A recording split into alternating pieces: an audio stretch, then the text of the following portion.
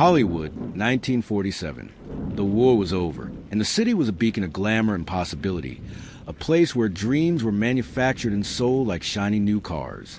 But for every spotlight that blazed on a starlet, it cast a long, deep shadow. And on the morning of January 15th, in a weed-choked vacant lot in Leimert Park, a shadow fell over the city that would never truly lift. Subscribe to American True Crime Files and hit the bell for deep dives into the world's most chilling unsolved cases. New episodes every day. It began with a scream cut short. A mother taking a shortcut found something the mind could scarcely process. A young woman's body, severed cleanly at the waist, drained of blood, and washed meticulously clean.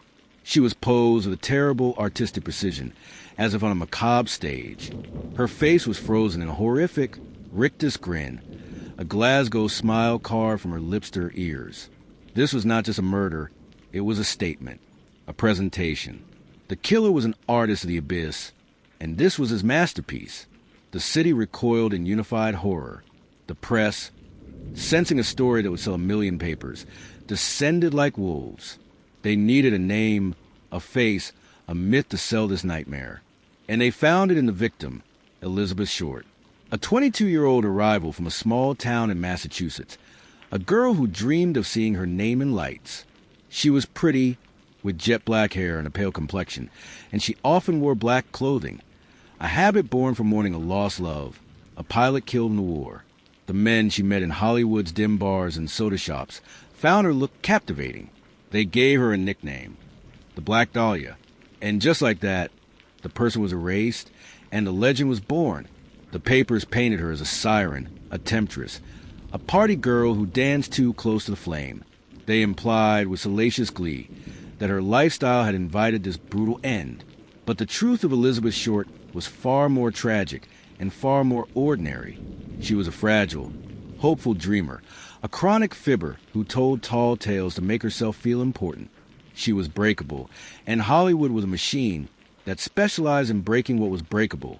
The investigation, led by the LAPD's overworked and overwhelmed homicide squad, was a circus from the start. The crime scene was contaminated by reporters and gawkers. The case file on Elizabeth's life was a mess of dead ends, drifter boyfriends, failed actors, shady characters who populated the city's underbelly. There were too many men, too many motives, and not a single piece of concrete evidence. Then, the killer began to communicate. A package arrived at the Los Angeles Examiner.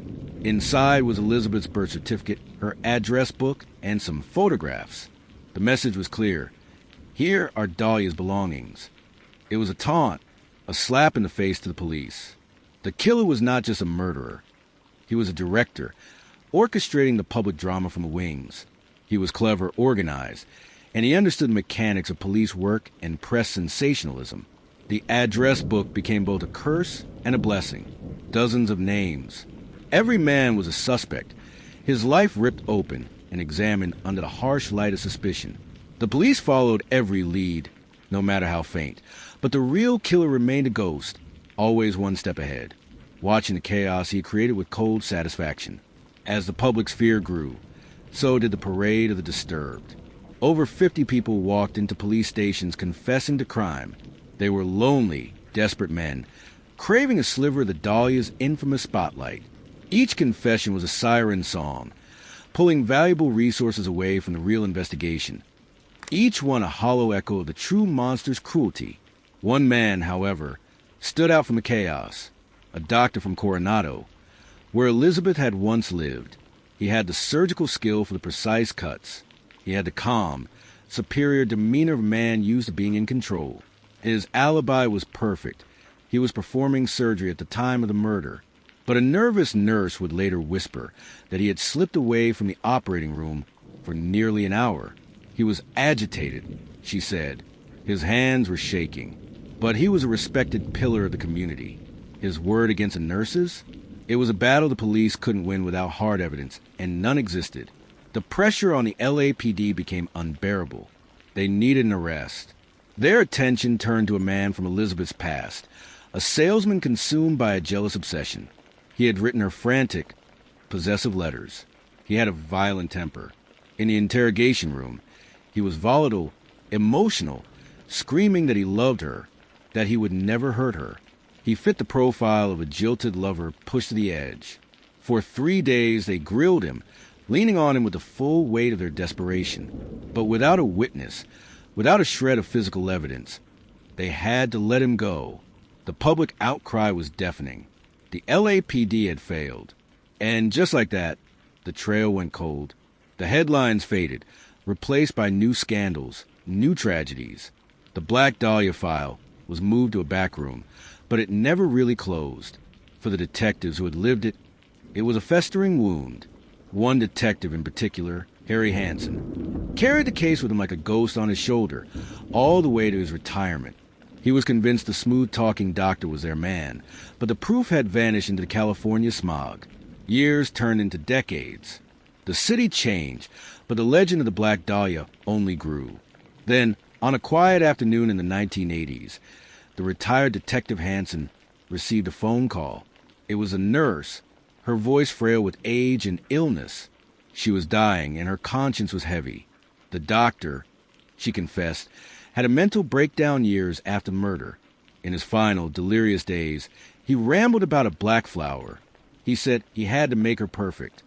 It was a confirmation Hansen had waited a lifetime for. The puzzle was finally complete, but it was a hollow victory. The doctor was long dead. There would be no day in court, no justice, no closure. Only the bitter certainty of a truth that had come 30 years too late. Today, the vacant lot is a quiet street in a peaceful neighborhood. But the story remains, a permanent scar on the city's history. So why does it still haunt us? Perhaps because it is the ultimate dark fairy tale from the factory of fairy tales. It has all the elements: a beautiful victim, a monstrous, unseen villain, a glamorous setting, and an ending that refuses to be written. It is a locked room mystery where the room is the entire city of Los Angeles, and the key was lost forever. Elizabeth Short wanted more than anything to be remembered. In the most terrible way imaginable, she got her wish. But we must not forget the woman behind the myth. Not just the Black Dahlia, the tragic icon, but Beth Short, the dreamer with a nice laugh, who arrived in Hollywood with a suitcase full of hopes and found, instead, a nightmare that would immortalize her. Subscribe to American True Crime Files and hit the bell for deep dives into the world's most chilling unsolved cases. New episodes every day.